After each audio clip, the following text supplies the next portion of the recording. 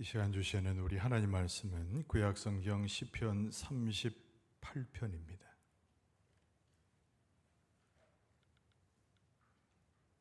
시편 38편 1절로 22절까지의 말씀입니다.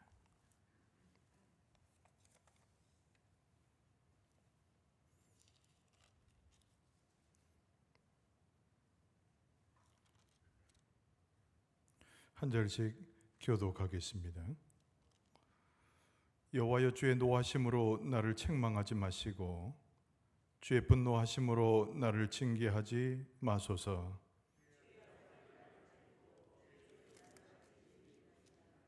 주의 진노로 말미암아 내 살에 성한 곳이 없사오며 나의 죄로 말미암아 내 뼈에 평안함이 없나이다.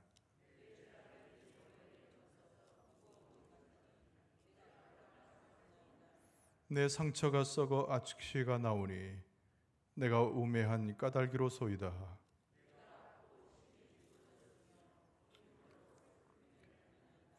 내 허리에 열기가 가득하고 내 살에 성한 곳이 없나이다.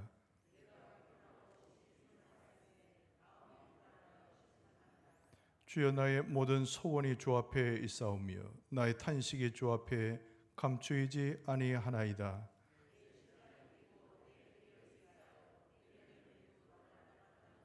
내가 사랑하는 자와 내 친구들이 내 상처를 멀리하고 내 친척들도 멀리 섰나이다.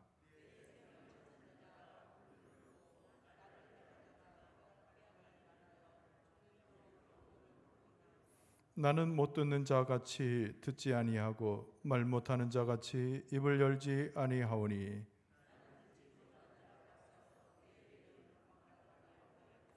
여호와여, 내가 주를 바라사오니 내 주 하나님이 내게 응답하시리이다.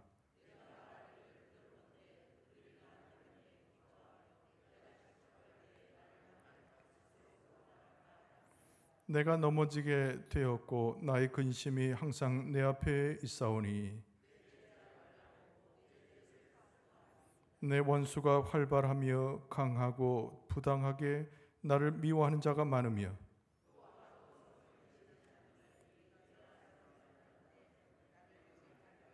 여호와여, 나를 버리지 마소서. 나의 하나님이여, 나를 멀리하지 마소서. 속히 나를 도우소서. 주 나의 구원이시여. 아멘. 할렐루야. 주께서 또 오늘 3일 밤인데 우리에게 은혜를 주시고 주의 당신의 자녀들을 하나하나 기억하셔서 하늘의 은혜와 축복으로 함께 하실 줄로 믿습니다. 사순절을 지나면서 우리가 두 번째 수요일이죠. 지난주에 제의 수요일, 참회 수요일을 지난 다음에 두 번째 수요일입니다. 우리가 서로 얼굴 이렇게 좀 확인하면서 우리가 한번 인사 나누길 바랍니다. 성도님의 얼굴 배우니 주님의 얼굴을 배우는 것 같습니다. 인사 나누세요. 성도님 얼굴을 배우니 주의 얼굴을 배우는 것 같습니다. 할렐루야. 우리가 주의 얼굴을 뵙는 것은요, 우리 믿음의 삶에 있어서 대단한 사건 중에 하나라고 할 수 있습니다. 이스라엘 백성들은 하나님의 얼굴을 보는 것은 곧 죽음이다 라고 생각을 했어요. 미천하고 악으로 찌들린 우리가 어떻게 거룩한 하나님을 직접 배울 수 있는가. 성전에 올라갈 때도 그랬고 제물을 드려 하나님 앞에 예배드릴 때도 대리자를 세웠어요. 우리가 잘 아는 대로 제사장 혹은 대제사장이 그 역할을 했죠. 제사장들도 하나님의 얼굴을 뵙는 것을 굉장히 두려워했습니다. 그러나 우리는 이 사순절에 묵상하고 있는 예수 그리스도의 십자가의 은총 때문에 우리는 하나님의 얼굴을 직접 구할 수도 있게 되고 또 하나님의 은혜의 보좌에 들어가는 영광도 있게 되고 우리가 얼굴을 대할 때 얼굴 속에서 하나님의 얼굴을 찾아서 경험하게 됩니다. 이 인사가 보통 인사가 아니에요. 오늘 주의 말씀을 함께 대하고 하늘의 소망을 갖게 될 때 하나님의 얼굴이, 하나님의 은혜의 자비가 우리 가운데 충만하게 될 줄로 믿습니다. 나를 구원하실 하나님이란 제목으로 오늘 시편 38 28편 오늘 말씀을 좀 대하고자 해요. 방송실에서 준비가 됐는지 모르겠는데 동영상 하나를 준비했어요. 이거는 뭐냐면 미국에서 현재 일어나고 있는 붕괴 사건에 대한 보도 이야기입니다. 구체적으로 이제 미국의 켄터키주라고 하는 주가 있는데 거기에 에스베리 대학교라고 하는 기독교 대학교가 있어요. 근데 불과 한 3주 전에, 정확히 말하면 2월 8일부터 하나님께서 그 대학 채플 예배한 이후에 학생들을 중심으로 부흥회 운동의 체험을 하게 하셨습니다. 세계적으로 많은 방송 매체들이 이를 보도했고요. 또 정확히는 23일까지지만 3주째 그 채플의 시간이 24시간 지속되면서 찬양과 기도가 계속 넘쳐나는 보기 드문 부흥 현상이 나타나고 있죠. 여기에 대한 조금 더 자세한 얘기는 이 동영상을 좀 본 다음에 제가 추가적으로 말씀을 좀 드리겠습니다. 켄터키주 에스베리 대학교 부흥의 현장 한번 들어가 봅시다. 여기는 지금 에스베리 대학교 앞마당에 나와 있습니다. 지금 사람들이 13일차 예배에 참여하려고 기다리면서 또 여기서 예배하고 있는 모습들이 보여주고 있습니다. 특별히 오늘 에스베리에서 공부 중인 김하진 목사님을 잠시 모시고 에스베리 리바이벌이 어떻게 진행되었는지를 좀 들어보려고 합니다. 네, 목사님 안녕하세요. 안녕하세요. 저는 김하진 목사고요. 에스베리는 2020년에 와서 신약학으로 박사학위를 하고 있습니다. 조금 제가 설명을 해드리면, 제가 있는 곳은 에스베리 대학교고요. 맞은편에는 에스베리 신학교가 있습니다. 그래서 바로 보이시는 저 교회 건물이 에스테스 채플이라고 에스베리 신학교에서 가장 주로 사용되는 채플실이고요. 지금 이 부흥이 일어난 장소는 보이시는 휴스 오디토리움이라고 휴스 대강당에서 2월 8일, 2주 전 2월 8일 10시 채플을 드리는 상황에서 일어났습니다. 강사님께서 와서 말씀을 전하시고 끝에 고백적인 시간을 갖자 말씀하시고 한 친구가 나와서 고백을 했던 것 같아요. 그리고 예배가 마무리가 됐는데 학생들 한 20-30명이 마음에 성령 하나님께서 머무르라는 감동을 주셨나봐요. 계속 예배를 드리고 찬양을 했습니다. 그 가운데 수업을 간 친구들도 다시 부르기 시작했고요. 50명, 60명, 70명이 모여서 예배를 멈추지 않고 계속 드리는 거예요. 그래서 이 소식이 대학교에 확산이 되고 또 맞은편에 있는 신학교에 알려지고 이 지역에 있는 교회들에게 알려지기 시작하면서 사람들이 모여서 하나님을 간절히 찾고 예배하는 그런 일이 시작되었습니다. 여기서 예배를 드리는 것 가운데 하나님을 체험하고 사람들이 치유가 되고 회복이 되는 일들이 막 일어나면서요. 이 소식을 소셜미디어로 나누기를 시작했습니다. 이게 지금 13일째 지속되면서 미국 전국에서 지금 모으고 계시고, 그리고 뭐 중남미를 비롯해서 해외에서 오시는 분들이 계세요. 계속해서 이 열기가 끊임없이 확장돼서 많은 기독교 대학들에서 비슷한 부흥과 도시권에서 교회들, 여러 가지 사역들에서도 자극과 격려를 받아서 기도의 움직임들이 일어나고 있습니다.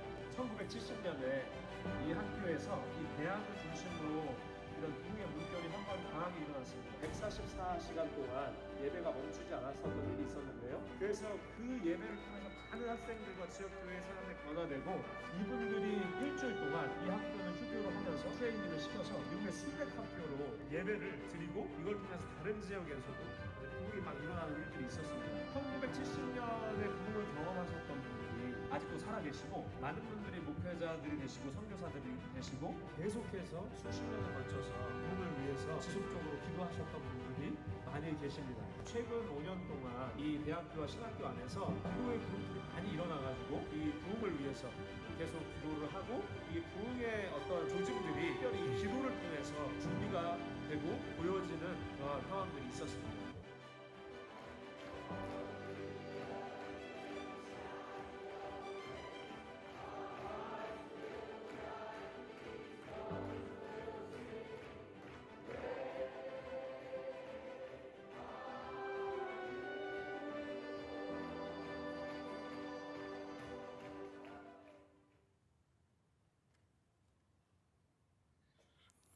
할렐루야. 저걸 보면서 교계가 갸우뚱한 분들이 혹시 있을지 모르겠어요. 이거 이단 아니냐 이런 생각 때문에. 제가 좀 살펴본 바로는 이단은 아닙니다. 오히려 그 복음주의 계통의 에스베리 대학이 기독교 대학이고 그 앞에 있는 신학교도 마찬가지인데 수없는 부흥을 맛보면서 영향을 주었던 부흥 집회의 과정이에요. 우리나라의 그 보수적인 교단을 대표하는 신문이 기독신문이라는 신문에 있는데 이 신문에서 지난 25일 날 2월 25일 날 에스베리 부흥 집회에 대한 사설과 더불어 보도가 있었습니다. 장황하게 쓰여진 내용입니다만은 제가 간추려서 요 에스베리 대부흥 요 집회 관련된 이야기를 좀 추가적으로 하고자 합니다. 세 가지 특징이 있는데요. 첫째는 뭐냐면 사전에 기획된 집회가 아니었다는 거예요. 두 번째는 많은 유명인들 초청 강사에 이루어진 집회가 아니라 무명의 그리스도인들이 함께 모여서 성령의 체험을 했다는 특징이고, 그리고 또 한 가지는 이 집회의 주요 특징이 하나님의 임재를 경험했다는 특징입니다. 막 병자가 낫거나 막 기적이 일어나거나 뭐 이런 이적들이 나타난 그런 집회가 아니고 함께 찬송하고 간증하고 기도하고 중보하고 함께하는 어우러지는 청년들의 모습 속에서 그들이 가장 원했던 것이 하나님이 그들 가운데 임재하는 것이었다는 거예요. 그것을 체험하게 됐다는 거죠. 우리가 이제 아까 그 스크린 비디오에서 보았듯이 이것이 한 대학, 작은 대학에서 출발된 부흥 집회 이야기지만 미국 전역에서 세계 곳곳에서 이야기를 듣고 많은 사람들이 비행기를 타고 배를 타고 몰려들기 시작했다는 거예요. 물론 이제 후속 보도를 보면은 학교에서는 이제 원래 이게 학교를 알리고자 하는 목적이거나 다른 뜻이 아니기 때문에 지난 23일에 이 부흥 집회를 멈추게 했습니다. 그러면서 이제 그 이유가 있어요. 이 부흥 집회가 에스베리 대학에서 이루어진 것이 아니고 이것이 미국 전역에 전 세계적으로 부흥의 불씨가 되어서 퍼져나가기를 소원하였기 때문에 뭐 유명한 찬양단이라든가 유명한 목사들이나 이게 초청하지 아니하고 학생들이 이루어진 순수한 집회를 대학이기 때문에 멈춰 세웠고요. 거기 몰려든 사람들이 각자 흩어져서 이 부흥의 불씨를 이어가기를 소원했다. 이런 보도가 뒤따릅니다. 아까 우리가 이제 그 스크린에서 보았듯이 이 학교가 이번에 부흥 전도 이 상황이 일어난 사건이 이번이 처음이 아니에요. 1970년도에도 이와 유사한 부흥 운동이 있었고, 그리고 스크린은 안 나오지만은 2006년도에도 이런 일이 있었습니다. 근데 굉장히 이 1970년도에 있었던 에스베리 대학 부흥 사건은요, 우리나라에도 엄청난 영향력을 끼쳤다는 거죠. 우리가 이제 기억하실 분들이 혹시 계실지 모르겠어요. 1973년도에 미국의 복음주의 부흥사인 우리가 잘 아는 누구죠? 빌리 그레함 목사 있죠. 빌리 그레함 목사가 한국 전도 집회를 우리나라에서 하게 됩니다. 그때 여의도 광장에 수백만의 인파를 모아놓고 그때 김정한 목사의 통역으로 해가지고 우리나라가 발칵 뒤집어진 적이 있었죠. 그것이 바로 에스베리 대학 부흥에 이어서 그 영향을 받아서 우리나라 가운데 들어온 부흥의 과정입니다. 그런 사건들을 계속해서 1974년도에도 우리나라의 엑스폴로 74라는 이름으로 한국 교회 두 부흥이 일어나게 되는데 이건 역시 그 맥을 같이 해서 이어지고 있죠. 이제 많은 사람들이 특히 교회사를 연구하는 사람들이 최근에 있었던 이 부흥 사건을 보면서 조심하면서 한 가지 조언을 해요. 그게 뭐냐면 이 부흥의 사건이 어떤 열매를 맺는가 이거를 지켜보자는 것이죠. 그러니까 이것이 한 사건으로 나타나는 것이 중요한 것이 아니고 이것이 어떤 초월적 사건으로 예기치 않게 나타난 하나님의 은혜란 관점을 더 넘어서서 이 부흥의 사건이, 이 부흥의 집회의 사건이 많은 사람들에게, 여기에 참여하는 많은 사람들에게 어떤 열매를 가져왔는가를 지켜봐야 된다. 이런 얘기를 하는 거예요. 그러나 이제 최소한 근래 일어난 이 부흥 집회의 중요한 열매랄까 이런 것들을 되게 이렇게 이야기합니다. 회개가 일어났다는 거죠.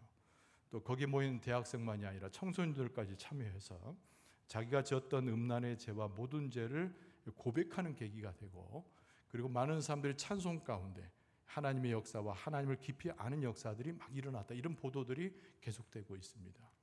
그러니까 사람들이 보기에 뭐 대단한 집회가 되고 사람들이 보기에 엄청난 어떤 사건이 일어난 것이 아니고 자기들의 심령 가운데 일어날 부흥의 역사가, 자기의 삶이 변화되는 그런 부흥의 역사가, 이것이 하나의 부흥의 불씨가 되어서 우리 심령에, 또 모든 저녁에 많은 사람들이 함께하는 곳에 이 부흥의 역사가 일어난다는 것이죠. 이것이 바로 부흥이 가져오는 아주 소중한 열매들 같은 겁니다. 그래서 시간이 꽤 흘러야 2023년도 2월 8일에 시작된, 그리고 3주간 동안 밤새워서 계속 매일마다 시작된 에즈베리 대학의 부흥을 다시 한번 점검해보는 그런 일들이 앞으로 지속될 것이다, 이런 얘기를 했습니다. 제가 이제 이 이야기를 왜 설교 시간에 여러분들에게 구태여 이렇게 동영상까지 하면서 같이 공감하느냐, 이 마지막 때에는 우리에게도 이런 부흥이 필요하기 때문이라는 거예요. 이 부흥의 역사가 우리 심령에도 필요하고 우리 교회도 필요하고 하나님을 믿는 하나님의 백성들 사이에 이 부흥 운동이 일어나야 하나님의 나라의 확장과 그의 역사를 우리가 체험할 수 있기 때문에, 이 소망 가운데 이 에즈베르 대학 대부흥 사건을 여러분들에게 보도하듯이 여러분에게 일러드렸어요. 여러분, 하나님의 역사가 우리 교회를 또 만져주실 때, 하나님께서 우리의 심령들을 하나하나 이끌어 주실 때, 우리 가운데도 하나님이 허락하시는 영적인 변화의 대부흥이 일어나게 될 줄로 믿습니다. 오늘 이 본문의 말씀 시편 38편은 이런 점에서 오늘 본문의 말씀, 이 부흥 사건과 관련되어지는 다윗의 기도 부분으로 잠깐 보고자 합니다. 시편 38편을 우리가 보는데, 시편 38편은 뜨겁지 않아요. 시편 38편은 어떤 기적을 이야기하고 있지 않고 하나님의 어떤 위대한 역사를 역시 노래하고 있지 않습니다. 오늘 이 시편 38편은 다윗의 슬픔이 그대로 녹아져 있고, 다윗이 얼마나 마음 가운데 고통했는가도 그 고통도 고스란히 담겨져 있는 것이 시편 38편이에요. 근데 이 시편 38편 가운데는요, 하나님 앞에 부르짖는 다윗의 기도가 여실히 나타나죠. 슬픔을 그대로 가지고 있으면서, 고통의 현장에 그대로 머물러 있으면서 그 삶 가운데서 하나님 앞에 기도하여 애쓰는 다윗의 모습을 오늘 본문의 말씀에서 우리는 확인해 볼 수 있습니다. 우리는 어떤 문제를 만나게 되면 항상 마음 가운데 생각하는 것이 있어요. 그것이 뭐냐면 해결책을 생각하게 되죠. 이렇게 빨리 이 문제가 해결됐으면 좋겠다. 내 고통과 어려움들이 빨리 종식됐으면 좋겠다. 이런 것들이죠. 그러나 오늘 본문의 말씀은 우리에게 그러지 말라는 거예요. 다급히 서두르지 말라는 거예요. 변화된 삶 가운데서 안정을 추구하지 말라는 겁니다. 이 시편 38편이 우리에게 전해주고 있는 매우 중요한 메시지는, 너희가 슬픔 중에 있느냐, 고난 중에 있느냐, 고통 중에 있느냐, 그 속에서 하나님을 찾고 하나님을 경배하고 하나님을 만나라, 이런 메시지를 다윗의 기도 가운데서 전해주고 있다는 거예요. 세상에 있는 사람들은 늘 조급하죠. 세상에 있는 사람은 여러 가지 방법으로 자기의 슬픔을 모면하려고 합니다. 어떤 사람은 술 마시고 나서 잊어보려고 하죠. 어떤 사람은 어떤 관계 가운데 뭔가를 채워서 부족한 결핍들을 뭔가 다른 것으로 바꿔놓으려고 해요. 그러나 최소한 하나님의 백성이라면, 예수 그리스도를 따르는 백성이라면 현재의 삶에 그대로 놓여진 채로 정직한 모습으로 하나님 앞에 서서 이 문제를 해결해 가시는 하나님의 역사를 바라보는 것이 세상에 있는 사람과 전혀 다른 하나님의 백성의 해결 방법이라고 하는 거예요. 그래서 반복해서 말씀드리면 이 시편 38편은 뭐 이렇게 대단한 역사를 이야기하는 것이 아니라는 거예요. 갑자기 변화시키고 갑자기 막 근거부터 흔들어 놓는 하나님의 능력을 막 드러내고자 하는 그 시편이 아니라는 거예요.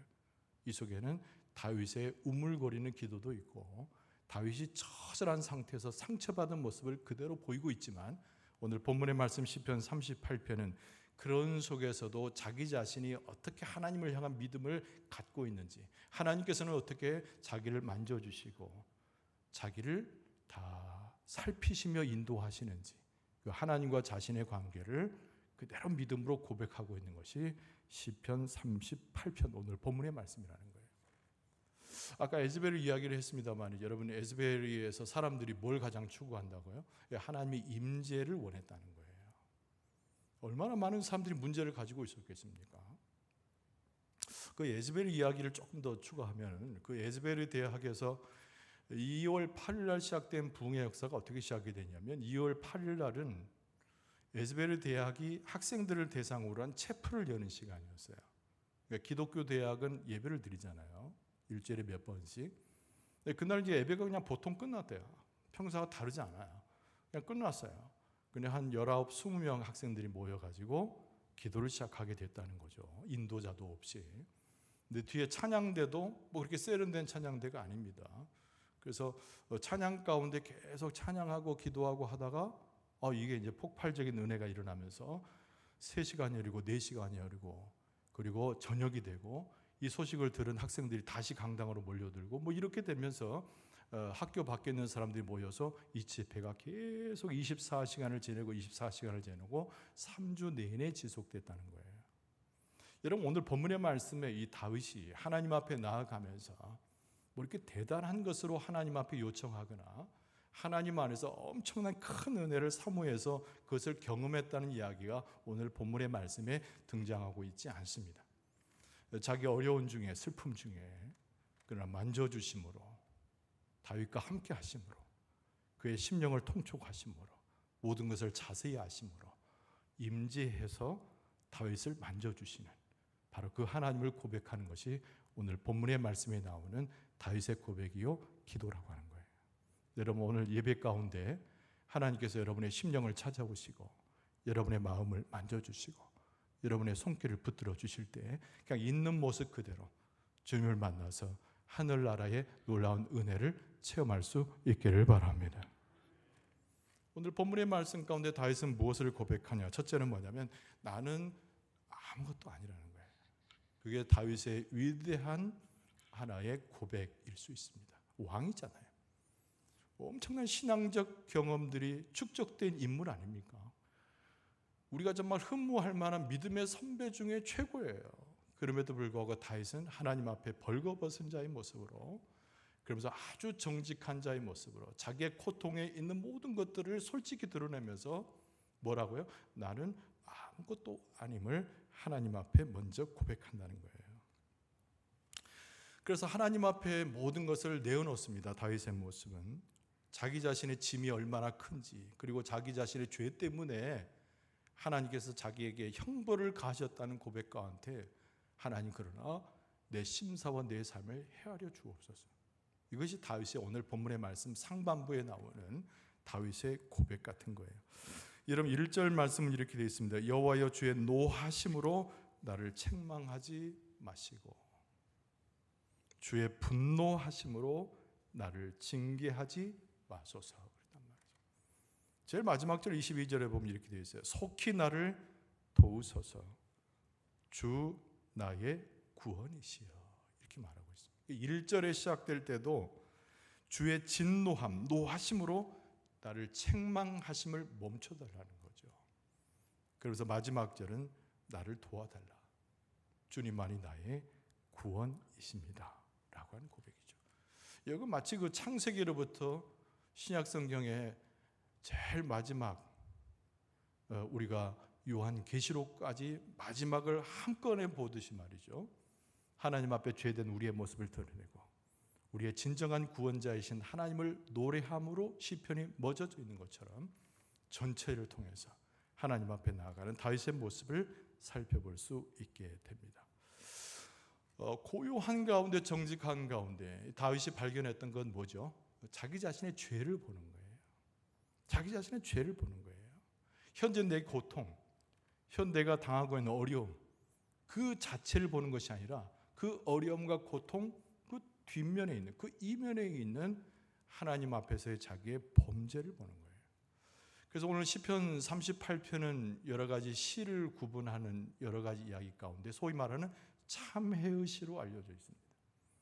그러니까 참회의 시가 될 수 있는 것은 뭐죠? 자기 죄를 보는데 이 고통을 통과해서 하나님 앞에 잘못을 저지르고 하나님 앞에 범죄한 삶의 현장을 넘어서서 그 이면에 있는 하나님 앞에 저지르고 하나님 앞에 과감히 설 수밖에 없는 죄인된 자의 자기 자신을 본다는 거죠.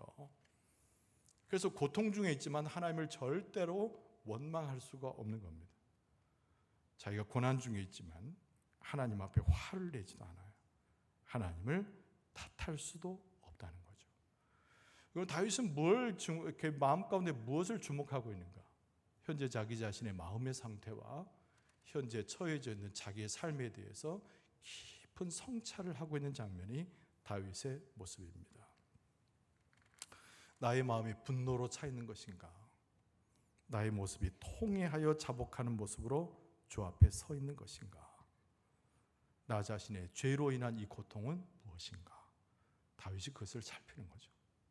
여러분, 우리는 부르짖어하는 기도 좋아합니다. 틀린 기도 아니에요. 좀 이따 할 거거든요. 하나님 앞에 떠들썩한 찬송을 좋아합니다. 절대 틀린 건 아닙니다. 그러나 오늘 본문에서 일러주는 것은 부르짖는 기도보다는 자기 심령 깊은 가운데 있는 것을 통촉하고 살피는 다윗의 아주 흠모할 만한, 하나님을 흠모하는 정직한 자의 기도이고, 그의 찬송이라고 하는 것은 읊조린 쌍 가운데 자기 믿음의 고백을 담은 하나님을 향한 찬송이라는 거죠. 오늘 본문의 말씀은 그것을 여실히 드러내는 거예요. 오늘 본문의 7절은 뭐냐면 특이한 표현들이 등장하죠. 내 허리에 열기가 가득하고 내 살에 성한 곳이 없나이다, 이렇게 말했습니다. 육체를 실제로 이야기하는 표현이에요. 이 허리라고 하는 것은 우리의 몸에 있어서 힘을 갖는 표현이죠. 또 생산력이 있는 그 무엇을 표현하기도 합니다. 그런데 그 허리가 열기가 가득하다는 얘기는 상처를 입어서 잘못되었다고 하는 것을 표현하는 시적 표현이에요. 그러니까 하나님 앞에 내가 놓여져 봤을 때 내 허리가 상하고 내 허리가 무너진 것처럼 내 삶의 중심이 없고 내 삶 자체 터전이 이미 흔들려 버린 상태, 그것이 나의 모습이라고 고백하는 거예요. 내가 하나님 앞에 내 고통을 없게 해달라고, 내 슬픔을 사라지게 해달라고, 내가 당하고 있는 이 번민에서 날 해방해달라고 하나님 앞에 기도하기 전에 나 자신을 가만히 살펴보니까 나의 터전부터 모든 것까지 무너져버린 자기 자신의 모습을 하나님의 얼굴 빛으로 발견하게 되는 거죠. 그래서 그렇게 표현하는 거예요. 내 허리에 열기가 가득하다. 내 중심이 무너졌다는 거예요. 그리고 뭐라고 말합니까? 내 살에 성한 곳이 없나이다. 육체적으로 건강치 못한 자기 자신의 모습을 보게 됩니다. 영적으로 파괴가 되고 정신적으로 무너지게 되면 몸이 무너지는 건 당연한 거잖아요. 그러니까 하나님 앞에 온전하게 서지 못하는 자기 자신의 모습은 육체로도 파괴돼서 하나님이 지으셨을 때 그 아름다웠을 육체의 모습도 잃어버린 것이 나의 모습임을 다윗이 고백하고 있는 것이죠. 우리는 어려움 당할 때 무엇에 주목합니까? 이 어려움을 어떻게 해결할까? 소위 말하는 투쟁적인 모습으로 그 안에 달려들기 쉽잖아요. 참 우리는 어리석게도 어려움이 내게 닥쳐지고 힘든 일이 생기면 굉장히 거추장스럽게 여깁니다. 그래서 그것을 말끔히 씻어보려고 해요. 저도 그렇습니다. 어떤 고민거리가 생기면 고민을 빨리 내쫓으려고 해요. 성가신 일이 생기면 그 문제를 빨리 내 안에서 지워버려야 내 마음이 편해지잖아요. 그래서 다급해지고 항상 그것 때문에 투쟁하는 사람처럼 내 삶을 전전긍긍히 합니다. 그러나 다윗은 그렇게 나가지 않아요. 하나님을 인정하는 모습 속에서 자기 자신의 부끄러움을 드러내는 것을 주저하지 않는다는 거죠. 이게 믿음이라고 하는 것은 하나님의 위대한 역사, 흠없는 하나님의 역사와 하나님의 은혜의 역사를 인정하면서 거기에 감히 따라갈 수 없는 추악한 우리의 모습을 솔직하고 정직하게 하나님 앞에 드러내는 것이 진정한 믿음이라는 거예요. 오늘 하나님 앞에 예배하면서 우리가 마치 벌거벗은 자의 모습처럼 정직하고 주 앞에 서 있으려고만 있을수록 우리의 죄의 모습이 자꾸 보이게 될 텐데, 여러분 부끄러워하지 말고 그 위대한 은혜의 하나님 앞에 내 심령의 패부와 모든 잘못된 것도 다 드러낼 수 있는 용기를 갖고 주 앞에 나 자신을 살펴보는, 하나님의 은혜로 지혜로 나 자신을 살펴보면 그 하나님의 놀라운 은총이 우리 가운데 충만할 수 있기를 바랍니다. 오늘 본문의 말씀 13절과 14절에 보면 영적인 어두움에 대해서도 고백을 하죠. 나는 귀머거리라는 거예요. 나는 벙어리라는 겁니다. 이 13절 말씀에 보면 나는 못 듣는 자같이 듣지 아니하고 말 못하는 자같이 입을 열지 아니하오니 나는 듣지 못하는 자 같아서 내 입에는 반박할 말이 없나이다 그랬어요. 물론 이 통째로 13절과 14절은 하나님 앞에 나아간 다윗의 태도가 매우 겸손해졌음을 표현하는 구절로는 당연한 거예요. 나는 아무것도 아니에요. 나는 이렇게 터전부터 흘려버린 사람이라는 거예요. 하나님의 위대하심, 하나님의 은혜, 그 놀라운 역사에 비교하면 무엇 하나 하나님 앞에 자랑할 것이 없어요. 그래서 다윗은 어떻게 됩니까? 작아져서 겸손한 자가 되는 거예요. 그래서 13절로 뭐라고 얘기한다고요? 나는 못 듣는 자 같이 듣지 아니한다 그랬단 말이에요. 하나님의 말씀을 거부한다 그런 뜻이 아니라 나는 귀머거리처럼 미련한 자의 모습으로 주 앞에 있습니다. 이런 고백이에요. 말 못하는 자 같이 입을 열지 아니한다 그랬습니다. 내가 마치 무엇을 하는 것처럼 하나님 앞에 무엇을 요구할 자격을 얻는 자처럼 소리를 높여서 기도하는 자가 아니라는 거예요. 나는 듣지 못하는 자 같아서 내 입에는 반박할 말이 없나이다. 마치 귀머거리가 돼서 하나님 앞에 감히 주 앞에 서 있을 수 없는 자와 같이 내 입술로 무슨 말을 하나님께 드릴 수 있겠습니까? 라고 다윗이 하나님 앞에 엎드려지는 거죠. 하나님께서 우리에게 가장 바라시는 뭘까? 이 구절을 통해서 우리가 생각해 보면요, 겸손한 것을 당연히 바라시는데 그 겸손이라고 하는 것을 우리는 흔히 착각해서 외모에서 찾잖아요. 머리를 조아리고 허리를 숙이고 뭔가를 드리고 경배하는 모습 속에서 자꾸 겸손을 찾습니다.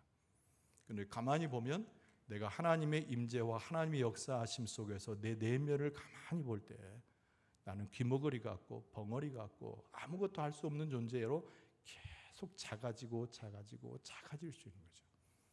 그 겸손을 더할 때 하나님이 그 위에 은혜를 쌓으시고 은혜를 쌓아서 우리의 삶이 하나님의 참된 백성으로 살아가도록 인도하신다라고 하는 아주 역설적이면서도 하늘의 진리를 우리에게 가르쳐 주신다는 거예요. 여러분, 우리는 매우 인간적인 길을 원하고 매우 강한 자가 되기를 바라지만 허약한 우리의 모습을 감추려고 애쓰는 자의 모습이 우리의 모습이잖아요. 그러나 우리는 주님 앞에 섰을 때 그럴 필요가 없습니다. 오히려 작아지는 자가 하나님의 은혜를 경험하고 내가 미련하고 나는 아무것도 아닌 존재라고 하나님 앞에 고백하게 될 때 그 정직하고 신령하고 하나님의 그 나라를 지배하는 하나님의 역사가 그 머리 위에 임할 수 있다는 거예요. 할렐루야. 그래서 우리가 기도할 때 우리 믿음의 선배이 다윗의 기도의 이 모습을 우리가 굉장히 깊이 묵상할 필요가 있어요. 겉모습을 따라서 하지 말고 이 다윗이 하나님 앞에 섰을 때 얼마나 작아지고 있는가.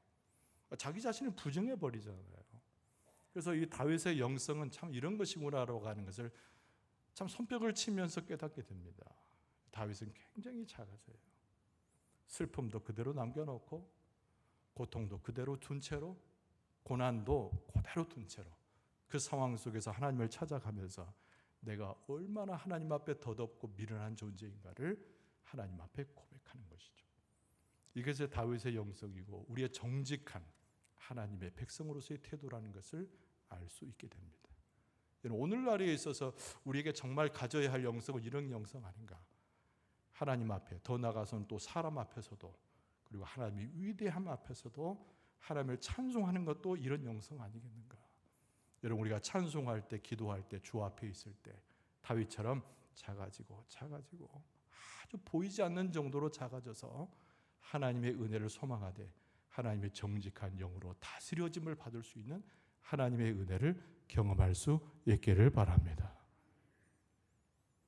두 번째로 생각할 수 있는 것은 15절 이하부터 22절까지 내용 나오는 건데 그것은 뭐냐면 다윗이 하나님을 찬송하는데 주님만을 찬송한다는 거예요. 이게 다윗의 아주 절정에 이르는 믿음의 모습입니다. 우리는 여러 가지 찬송하잖아요. 세상도 찬송했다가 사람도 찬송했다가 심지어는 나를 찬송했다가 그러다가 시간 남으면 하나님 좀 찬송하고 우리는 찬송의 대상이 너무 많아서 문제예요. 그런데 이 다윗은 뭔만을 찬양하냐면 오직 하나님 주님만 찬송하는 거예요. 그의 낮아지는 영성 속에서 나오는 그의 찬양은 하나님만, 오직 하나님만 이 표현을 실질적으로 실천해내고 있는 다윗의 모습을 여기서 읽을 수가 있습니다. 무엇 속에서요? 하나님의 은혜와 임재하심을 기다리는 다윗의 모습 속에서 우리는 그것을 알 수가 있어요. 여러분, 기도할 때 무엇이 있어야 됩니까? 하나님의 임재가 있어야 돼요. 우리가 원한다고 이 말 저 말 한다고 다 기도가 아닙니다. 우리가 하나님 앞에 생활에 필요한 것을 아른다고 해서 그것이 기도가 아닙니다. 유창한 말로 사람들이 들을 때 저렇게 어떻게 기도할 수 있을까? 청산유수로 하네. 여러분, 그것은 기도가 아닙니다. 기도라고 하는 것은 하나님이 내 앞에 오셔서 내 심령에 들어오는 그 임재를 소망하면서 계속 기다리면서 간구하는 것이 기도라는 거예요. 그래서 주님만을 사모하면서 이 다윗은 하나님 앞에 기도하는데 그것은 하나님을 기다리는 것이다. 그래서 오늘 38편의 15절에 보면 이런 말씀이 있습니다. 여호와여 내가 주를 바라싸우니 여호와여 내가 주를 바라싸우니 내 주 하나님이 내게 응답하시리다. 응답은 하나님께 속한 것이죠. 응답해 달라고 요청도 할 수 없어요. 중요한 것은 다윗은 뭐라고 얘기했냐면 내가 주를 바라싸우니, 내가 주님을 바랍니다는 거예요. 여기까지 다윗의 영성이죠. 그러니까 우리는 하나님의 임재를 바랄 뿐인 거예요. 하나님이 나를 만져주시기를 소원할 뿐인 거예요. 근데 그 응답은 누구에게 속한 것이냐면 하나님께 속한 것이거든요. 근데 하나님은 절대 변개치 아니하시는 약속을 주시는데 하나님 당신을 찾는 자를 멸시하지 아니하시고 멀리하지 아니하시고 가까이 오셔서 만나주시고 만져주시고 함께해 주시고 우리의 영을 보살펴 주시는 분이 우리 아버지 하나님이신 줄로 믿습니다. 그러니까 다윗이 그 믿음, 그 영성이라니까요. 그 믿음 가운데 내가 할 수 있는 것은 내가 하나님만을 찬송하고 하나님만을 바라보겠습니다. 여기까지 하는 거예요. 여기까지. 그러면서 그의 고백하기를 하나님이 내게 응답하시리다. 잔느 교용의 그 하나님의 임재 안에 있을 때란 그 책의 그 한 부분인데요. 하나님 앞에 기도할 때 그 임재를 소원할 때 우리는 기쁜 마음으로 하나님의 선하심과 베풀으신 은혜를 받아들여야 된다. 이런 유명한 말이 있어요. 그러니까 우리가 하나님 앞에 갔을 때 기쁜 마음으로 가는 거죠. 그분의 선하심과 베풀어 주신 은혜를 받아들이게 될 것이다. 이렇게 이야기합니다. 그 책에서 우리가 하나님 앞에 갈 때는 다른 마음이 아니에요. 기쁜 마음으로 가야 되는 겁니다. 불평하는 마음, 슬퍼도 슬픈 마음이 아니고 고통이 돼도 찌그러진 마음이 아니라 하나님 주신 기쁜 마음으로 가라는 거죠. 그 책 제목이 하나님이 임재 안에 있을 때예요. 하나님이 임재 안에 있을 때. 그러니까 하나님의 임재 안에 있게 되면 하늘의 기쁨이 나를 다스려 가지고 내가 하나님을 만날 때 그 기쁨 가운데 하나님 앞에 나아간다는 거죠. 그래서 그 속에서 하나님의 선하심, 베풀어 주시는 은혜를 만나게 된다. 여러분, 하나님의 선하심이 뭔지 아십니까? 모르죠. 우리가 어떻게 하나님의 선하심을 알 수 있겠습니까? 하나님의 은혜가 뭔지 아십니까? 그냥 성경적으로 풀어서 설명할 수 있겠지만 잘 몰라요. 근데 중요한 것은 그 하나님의 영역이거든요. 하나님의 성품이거든요. 우리는 경험해보지 못한, 감히 상상할 수 없는 하나님의 선하심과 은혜이거든요. 근데 중요한 것은 어떻게 하는 거예요? 기쁜 마음으로 하나님 앞에 가는 것까지 우리가 하는 거예요. 어디 안에 있을 때? 하나님의 임재 안에 있을 때. 여러분, 오늘 이 시간, 지금 이 시간 우리 누구 안에 있습니까? 이 공간에 있습니까? 우리끼리 있습니까? 하나님께서 임재하신 가운데 오늘 예배하고 있는 줄로 믿습니다. 그래서 우리는 세상에서 아까까지 우리가 예배 드리기 전까지 그 수많은 고통과 어려움과 어젯밤에 혹시 흘렸을 모를 그 수많은 눈물이 있지만은 이 순간 하나님의 임재 속에 우리는 기뻐할 수 있는 거예요. 왜냐하면 우리가 이해하지 못하지만 뭔가 설명할 수 없지만 하나님의 선하심과 하나님의 은혜로우심이 그 임재 속에 있기 때문에 우리는 하나님 앞에 기쁜 마음으로 나아갈 수 있다는 거예요. 그 아까 에스베리 이야기 한 번만 더 합니다. 에스베리 그 부흥운동에 대한 그 유튜브 자료가 막 쏟아져 나와요. 몇십 개가 나오는데 제가 이제 그 조금 흥분을 해가지고 쭉 살펴봤어요. 어떻게 보도가 되고 있는지, 또 어떤 말들이 오고 가는지 저도 처음에는 의심을 갖고 봤습니다. 이 부흥운동 이거 설교 시간에 이야기해도 되는 것인가 막 생각을 해봤어요. 이거 이단인데 또 목사가 엉뚱한 얘기를 해가지고 어떨까 하고 막 살펴봤어요. 근데 이제 거기서 보면 이제 그 선한 목자의 유기성 목사님 이야기도 나오고, 또 아까 말한 기독 신문 이야기도 나오고, 또 CNN 그 미국 폭스사 여러 가지 언론들이 쭉 나옵니다. 근데 그 에즈베리 그 대학에 방문한, 에즈베리 대학을 방문한 한 크리스찬이 인터뷰를 하면서 이런 얘기를 합니다. 막 흥분해가지고 이렇게 얘기해요. 자신을 잊어버리십시오.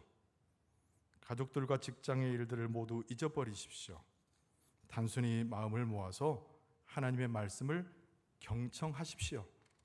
하나님이 주신 모든 것들을 받아들일 때 하나님은 당신에게 사랑과 은혜를 베풀어 주실 것입니다. 근데 이 얘기는요, 아까 말한 잔느교용 책에 나온 얘기예요. 근데 그거를 그 사람이 이야기하는 거예요. 하나님의 임재 속에 들어가기 위해서, 하나님과의 만남 속에 들어가기 위해서, 하나님의 축복과 그 은혜를 누리기 위해서 우리는 다 잊어버릴 것이 있다는 거예요. 세상에 때묻고 더럽고 죄악된 것은 다 잊어버려야 하나님 앞에 정직한 영으로 설 수 있음을 강조하고 있는 거죠. 아니, 자기 자신이 그렇게 나쁜 건 아니잖아요. 가족들이 나쁜 겁니까? 그러나 하나님 앞에서 그것이 방해가 된다면, 그것이 온전치 못한 것이라면 하나님의 임재 앞에 있을 때는 다 잊어버릴 수 있는 용기와 지혜가 필요하다는 거예요. 여러분, 우리에게 가장 중요한 것은, 우리는 가족이라고 이야기하고 나 자신이라고 이야기하고 사랑하는 그 누구라고 이야기하지만, 우리에게 가장 중요하고 가장 필요하고 가장 우리 중심이 되어야 될 것은 우리 아버지 하나님이 내리시는 은혜와 사랑, 그 풍성한 축복, 그것이 우리에게 있어서 가장 중요한 것인 줄로 믿습니다. 그걸 소원할 수 있는, 그게 오직 주님만 찬송하는 하나님의 백성의 모습이라는 거예요. 다윗은 여기서 자기의 가정도 다 잊어버립니다. 자기의 권력도 다 잊어버립니다. 자기가 누려왔던 과거의 수많은 간증거리도 전부 잊어버려요. 그 다윗은 이 고통과 어려움 속에서 하나님 앞에 나아가면서 그가 계속 생각하는 것은 오직 자기 앞에 서 계신 하나님밖에 없는 거죠. 그래서 내가 주님만을 찬송하고 높이고, 내가 주님만을 생각하고, 내가 주님만을 기다리겠다는 거죠. 이 하박국서에도 보면, 하박국서 2장 20절에 보면은 오직 여호와는 그 성전에 계시니 온 땅은 그 앞에서 잠잠할지어다 그랬어요. 하박국 선지자가 이야기하는 건 뭐냐면, 여호와께서 하나님의 집이라고 하는 성전에 계시는데, 그곳에서 당신의 백성을 만나 주시는데 온 땅은 할 일이 없다는 거예요.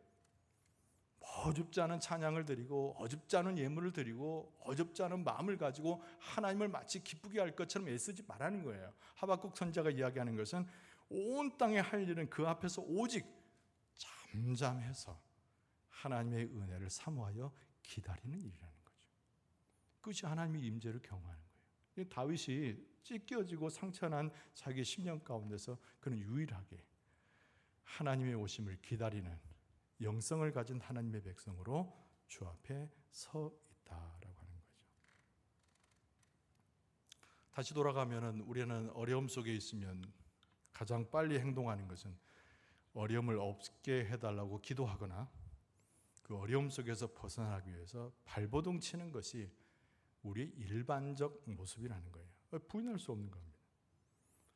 그러나 세상은 우리에게 아무런 답변도, 그걸 해결할 수 있는 능력도 주지 못한다는 것을 우리는 기억할 필요가 있어요. 그 세상이라는 말 속에는 나 자신도 포함하는 겁니다. 내 모든 이 고통, 이 어려움 속에서 나를 구원할 그 어떤 대상도, 그 어떤 것도 이 세상에, 심지어는 내게도 존재하지 않는다는 거죠. 그러나 우리는 고백할 수 있죠. 다윗과 똑같이 고백할 수 있죠. 우리를 구원하실 수 있는 유일한 분은 오직 아버지 하나님 뿐이시다. 우리의 신앙은 오늘 본문의 말씀에 등장하고 있는 이 다윗의 모습 배우고 우리의 모습으로 가져올 수 있어야 되는 거죠. 예수 그리스도의 십자가를 묵상하잖아요. 사순절이라는 게. 과연 우리가 뭘 묵상하느냐가 중요한 거죠. 예수 그리스도는 사생애 30년 그리고 공생애 3년을 지내셨어요. 그래서 33년의 생애를 십자가에서 마치신 거죠. 어떻게 죽으셨어요? 십자가에 달려 못 박혀 죽으셨잖아요. 그 장면을 가만히 생각해 보세요. 여러분 묵상 좀 해보세요. 완전히 죽은 거거든요. 예수님의 죽음은 완전한 죽음이었어요. 이 세상 그 누구도 예수님을 다시 살릴 수 있는 방도를 가진 자는 없습니다. 예수님도 스스로를 살리고자 하는 의지가 없어요. 왜냐하면 그것이 하나님의 뜻이었으니까. 아무도 예수님을 살릴 수가 없었다는 거예요. 예수님조차도 그 십자가에서 내려올 수가 없는 거예요. 그런데 예수님께서는 3일 만에 그 사망 권세를 깨뜨리고 무덤에서 살아나셨어요. 이게 성경에 기록된 놀라운 사건입니다. 그 누구에 의한 거예요? 제자들이 그렇게 했습니까? 아니면 예수님을 그토록 사랑했던 마리아가 그렇게 했습니까? 마리아는 그냥 예수님의 부활을 봤을 뿐이죠. 이 완전히 죽어버린 예수 그리스도, 완전히 사망 선고가 내려져서 온 세상의 암흑과 어둠 속에서 사라져버린 예수 그리스도예요. 근데 예수님을 완전하게, 이제는 완전하게 살리신 분이 계세요. 누가 살리셨어요? 하늘에 계신 우리 아버지 하나님께서 우리 예수님을 부활시키신 줄로 믿습니다. 그러니까 오늘 다윗의 고백이 그런 거예요. 슬픔이 있어도 괜찮아. 고통이 있어도 괜찮아. 중요한 것은 이 속에서 누구를 만나야 돼요? 하나님을 만나는 거죠. 근데 그 하나님은 내게 선하시고 은혜를 베푸시고 그리고 유일하게 내게 구원을 주실 수 있는 유일한 분이라는 거예요. 그래서 다윗은 무엇을 소중히 여깁니까? 하나님의 임재를 너무 소중히 여기는 거예요. 하나님이 내 심령에, 내 삶에 들어오시는 그 임재가 내 삶에 생명을 줄 뿐만 아니라 나의 모든 것입니다. 이것이 다윗의 위대한 고백이라는 거죠. 우리는 그것을 신약적으로 뭐를 말합니까? 신약 성경적으로 보면 그것을 그리스도를 산 소망 이렇게 말하잖아요. 세상에 두는 소망을 이야기하는 것이 아니라 그리스도를 통한 산 소망이라고 이야기하잖아요. 여러분 우리 사순절에 무엇을 묵상합니까? 아까 말한 대로 십자가를 묵상한다고 했지만 십자가 속에서 예수님의 부활 속에서 우리가 경험할 수 있는 것은 우리도 예수님께서 그렇게 하나님에 의해서 살림을 받았듯이 우리도 죽는 가운데서 하나님 우리를 살려주실 것이다. 이것을 믿는 산소망으로 일어나는 것이 사순절이고 그리스도를 믿는 믿음의 삶의 중심이라는 거예요. 여러분 하나님께서 우리를 만져주시고 그 은혜로 함께 하시고 궁극적으로는 우리를 살려주시는 영적인 놀라운 사건을 일으켜 주실 줄로 믿습니다. 우리에게 필요한 것은 딴 거 없어요. 돈이 필요한 것이 아닙니다. 더 많은 사람들을 친구로 삼는 것도 아닙니다. 하나님의 임재가 필요한 거예요. 교회 가운데, 성도들의 삶 가운데, 내 심령 가운데, 가족, 우리들 가운데 하나님의 임재가 가장 중요한 것이라는 거예요. 근데 그 임재는 오늘 다윗의 모습처럼 정직하여서 주 앞에 온전히 엎드리는 자 위에 하나님의 임재가 있음을 깨달아야 됩니다. 부흥의 계절이에요, 여러분. 여러분 새벽에도 그런 말씀을 드렸습니다만 고난이 많을 때, 핍박이 많을 때 무엇으로도 충만해지냐면 하나님의 은혜도 충만해지고 부흥의 역사도 함께 일어나는 겁니다. 그래서 혼란의 시대를 볼 때, 혼란의 고통의 시대를 볼 때 우리는 그 뒤편에 있는 하나님의 은혜를 읽을 줄 아는 영적 지혜가 우리에게 필요한 거예요. 여러분 고단하죠? 어렵습니다. 믿음으로 살아간다는 것이 보통 일이 아니에요. 그런데 여러분 그 너머에 하나님의 온전한 은혜가 있고 하나님의 영광이 있어요. 하나님께서 우리 가운데 임재하시면 우리가 새로운 하나님의 백성으로 거듭나고 산 소망을 가진 자처럼 하나님의 축복과 은혜를 누리게 될 줄로 믿습니다. 다시 한번 그 부흥의 시대에 나아감으로 하나님의 임재를 경험하고 하나님을 온전히 찬송하며 주의 은혜 가운데 살아가는 여러분과 저의 모습 되어줄 수 있기를 주의 이름으로 축원합니다. 기도하겠습니다. 아버지 하나님 감사합니다. 우리 가운데 임재하시기를 소원합니다. 오직 주님만 바라보게 하여 주시고 하나님의 자비와 그 긍휼과 헤아리심과 그 은혜를 품어낼 수 있도록 역사하여 주시옵소서. 놀라운 하나님의 부흥과 그 은혜의 역사가 가정과 우리 교회에 충만케 하여 주셔서 우리를 살리는 역사로 나타나게 될 줄 믿사옵고 예수님의 이름으로 간절히 기도하옵나이다. 아멘.